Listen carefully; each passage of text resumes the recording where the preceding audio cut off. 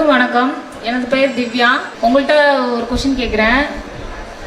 நீங்கள் தொழுகிற இடத்துக்கு நாங்கள் வந்திருந்தோம். பாப்பாவுக்கு அப்போ ரொம்ப ஃபீவராக இருந்துச்சு, உடம்பு சரியில்லை. டாக்டர் எல்லாம் காமிச்சோம், அட்மிஷன் போட்டோம், சரியாகலை.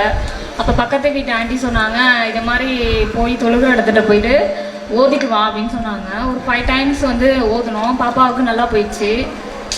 கண்ணை மூடிட்டு ஓதினீங்க. அப்புறம் தண்ணி கொடுத்தீங்க. அதுக்கு என்ன அர்த்தம்? நீங்கள் கண்ணை மூடிட்டு ஓதுனது என்ன சொன்னீங்க அப்படின்னு தெரியாது, ஆனால் நல்லா போயிட்டு அதை தெரிஞ்சுக்கணும்னு ஆசைப்படுறேன். சரி, சகோதரி திவ்யா வந்து அழகான கேள்வி கேட்குறாங்க. இஸ்லாமிய சகோதரர் ஒருத்தரை வந்து பார்க்க வந்தேன். அங்கே வந்து ஓதி பார்த்தாரு, தண்ணியை லேசாக தொலைச்சிக்கிட்டு சுப்பாசான்னாரு, நோய் சரியாயிடுச்சு அப்படிங்கிறது அவங்களுடைய கேள்வி. பொதுவாக இந்த ஓதி பார்க்குற விஷயத்தில் ஒரு அடிப்படை ஒன்று இருக்கிறது. என்னன்னு கேட்டிங்கன்னா, இப்போ ஓதி பார்க்கலாமான்னா பார்க்கலாம். இஸ்லாமிய மார்க்க அடிப்படையில் ஓதி பார்க்கலாம். ஆனால் ஓதி பார்த்ததுனால தான் நோய் குணமாகுங்கிறதுக்கு உத்தரவாதம்லாம் கிடையாது. அதை அடிப்படையாக நீங்கள் விளங்கிக்கிடணும். ஓதி பார்க்கலாமான்னா எங்கே வேணாலும் பார்க்கலாம். இப்போ நான் ஓத தெரிஞ்ச ஆள்னு வைங்க, நான் வந்து உங்களுக்கு ஓதுறேன்னா அது ஓதலாமான்னு கேட்டால் ஓதலாம். ஆனால் நான் ஓதியதுனால் உங்கள் நோய் குணமாகிவிட்டது அப்படிங்கிற ஒரு உத்தரவாதம் உண்டான்னு கேட்டால் கிடையாது. ஒன்று. ரெண்டாவது, இந்த ஓதும் போது தண்ணி தொளிக்கிறாங்க பாருங்க, அதுவோ அல்லது அந்த கயிறு கட்டுறாங்க பாருங்க, அதுவோ அதெல்லாம் கூடுதல் விஷயம். அதெல்லாம் இஸ்லாம் சொல்லி தந்தது கிடையாது. அதே மாதிரி மனசுக்குள்ளே ஓதிக்கிடலாம். கடவுளுடைய வார்த்தைகள் குரான் உள்ள வாசகம்தான். எதை ஓதுறாங்கன்னு சொன்னால், குரானில் இருக்கும்ல, எங்களுக்கு குரான் வந்து அரபு மொழியில் இறக்கப்பட்டுச்சு, இறைவனுடைய வார்த்தை என்று நம்புகிறோம். அதில் சில வாசகங்களை ஓதக்கூடியவர் ஓதலாம். ஆனால் இப்படி ஓதக்கூடிய நேரத்தில் இப்போ நீங்கள் இந்த ஊரில் இந்த இடத்துல இன்ன நபர்கிட்ட ஓதி பார்த்தா நோய் சரியாகும் அப்படின்னு நீங்கள் நினச்சி போனீங்கன்னா அது தப்பாக போயிடும். அதே மாதிரி ஒருத்தர் கயிறு கட்டுறாரு, அப்படி அவர்கிட்ட போய் கயிறு கட்டுறீங்கன்னு வைங்க, அதுவும் தவறானது தான். அப்படியெல்லாம் செய்யக்கூடாது. இஸ்லாம் என்பது ஓதி பார்த்து நோயை குணமாக்குங்க அப்படின்னு சொல்லி முதன்மையாலாம் இஸ்லாம் பிரச்சாரம் செய்யலை. இஸ்லாம் என்ன செய்யுதுன்னு சொன்னால், மருத்துவம் பார்க்க தான் சொல்லுகிறது. மருத்துவ பார்த்து அதில் நோய் குணமான அது இறைவனுடைய நாட்டத்தில் உள்ளது. மருத்துவம் என்பதே இறைவனுடைய ஒரு படைப்பு தான். மருத்துவம் என்பது மருத்துவர்கள் கண்டுபிடிச்சதெல்லாம் கிடையாது. இப்போ நமக்கு காய்ச்சல்னு சொல்லி ஒரு மாத்திரை ஒன்று தர்றாரு.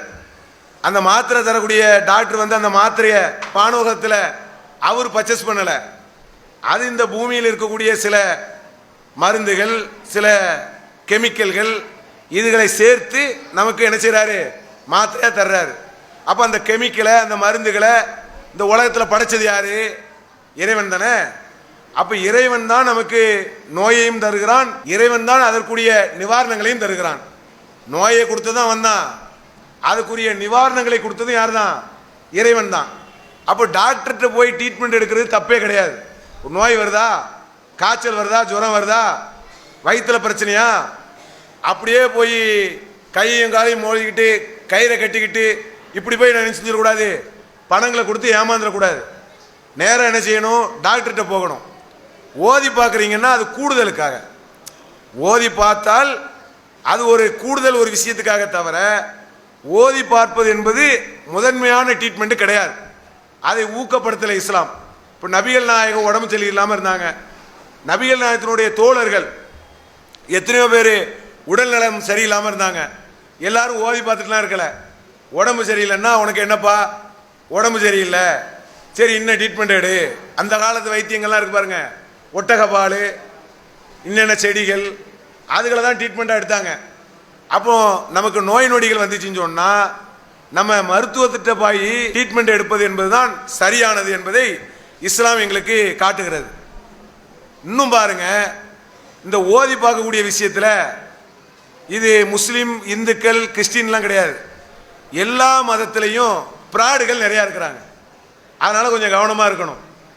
என்ன செய்வாங்க, நீங்கள் ஐயா என் பிள்ளை ஒரு வாரமாக உடம்பு சரியில்லாமல் கிடக்கு, சரி இதுக்கு இந்த தாயத்தை கட்டணும்னு சொன்னால் நோய் சரியாக போயிடும், அதுக்கு எவ்வளோ பீஸ் ஆகும், 5000 ரூபா ஆகும், 5000 அந்த பிடிங்க. உடனே என்ன செஞ்சிடும், அந்த பணத்தை நீங்கள் கொடுக்குறீங்க, தாயத்தை கட்டுறீங்க, ஏமாறுறீங்க. ஒருவேளை அந்த தாயத்து கட்டி உங்கள் நோய் சரியாயிடுச்சுன்னு வைங்க, தாயத்து கட்டினதுனால நோயெல்லாம் சரின்னு ஆகலை, அது இயற்கையிலேயே சரியாகும். கடவுள் எந்த ஒரு நோயாக இருந்தாலும் இயற்கையிலேயே சரி செய்யக்கூடிய ஒன்றை வைத்திருக்கிறார். நீங்கள் என்ன சொல்லுவீங்க, அந்த ஆள்கிட்ட போனங்க, ஒரு கயிறு ஒன்று தந்தாருங்க, கட்டுனே சரியாயிடுச்சுமேங்க அப்படி நினைப்பீங்க. ஆனால் அதனால சரியாகலை. அது எதனால் சரியாச்சு? இயற்கையிலேயே நோய் சரியாகும். இப்போ நமக்கெல்லாம் எத்தனையோ நோய் வருது, நம்ம கயிறும் கட்டுறது இல்லை, டாக்டர்கிட்டையும் சில நேரம் போகிறது இல்லை, வந்தால் 2-3 நாளில் போயிடுது. இப்போ நான் கயிறு கட்டினா என்ன அர்த்தம் தெரியுமா? கயிறு கட்டினதுனால தான் சரியாயிடுச்சு நம்ம நினைப்போம்.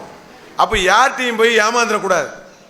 நிறைய மோசடிக்காரர்கள், ஏமாற்றுக்காரர்கள், வித்தைக்காரர்கள் இருக்கிறாங்க, மந்திரம் வர வைக்கிறவங்கலாம் இருக்கிறாங்க. அவங்ககிட்ட போய் பணங்களை கொடுத்து ஏமாந்து விடக்கூடாது அப்படிங்கிற ஒரு விழிப்புணர்வையும் இஸ்லாம் எங்களுக்கு கற்றுத்தருகிறது.